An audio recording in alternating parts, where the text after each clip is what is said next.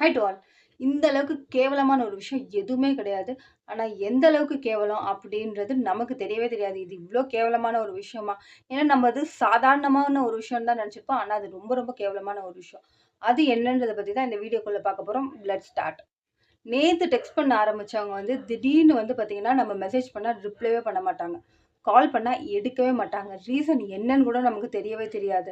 ஆனா, அவங்க அவங்க வேலையில கரெக்ட்டா இருந்துட்டே இருப்பாங்க. நம்ம மட்டும் தான் வந்து பார்த்தீங்கன்னா, சரி அவங்களுக்கு ஏதோ பிரச்சனை, ஏதோ டிப்ரஷன்ல இருக்காங்க அப்படின்னு போயிட்டு மறுபடியும் மறுபடியும் பேசிட்டு இருப்போம்.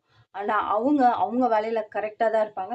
நம்ம மட்டும் தான் நம்மளோட வேலைய விட்டுட்டு அவங்களுக்கு டெக்ஸ்ட் பண்ணிட்டோ, இல்ல கால் பண்ணிட்டோ அவங்களுக்கு என்ன பிரச்சனை அப்படின்றது தெரிஞ்சுக்கணும்னு நெனைப்போம். ஆனா, அவங்க அப்படி கிடையவே கிடையாது மக்களே. இத தான் நான் கேவலமான ஒரு விஷயம் அப்படின்றது நான் சொன்னேன்.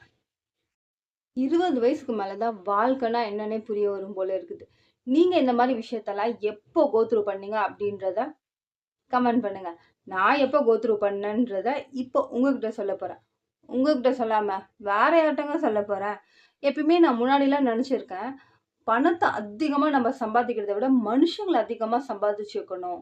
அப்படின்னு நான் நெனச்சிருக்கேன். ஆனா, பணத்த அதிகமா சம்பாதிச்சாலே மனுஷங்க தேடி வருவாங்க அப்படின்றத உணர்வுபூர்வமா புரிஞ்சுக்கிட்டேன். கண்டிப்பா இத உங்களுக்கும் புரியும் அப்படின்றது நான் நம்புறேன்.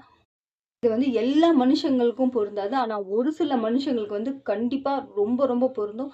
அதுதான் வந்து பார்த்தீங்கன்னா, பணத்த அதிகமா சம்பாதிச்சா, கண்டிப்பா அவங்க உங்கள தேடி வருவாங்க. இத நான் உணர்வுபூர்வமா உணர்ந்து உங்ககிட்ட பேசிட்டு இருக்கேன். மறுபடியும் வேற ஒரு வீடியோல சந்திப்போம். டாட்டா.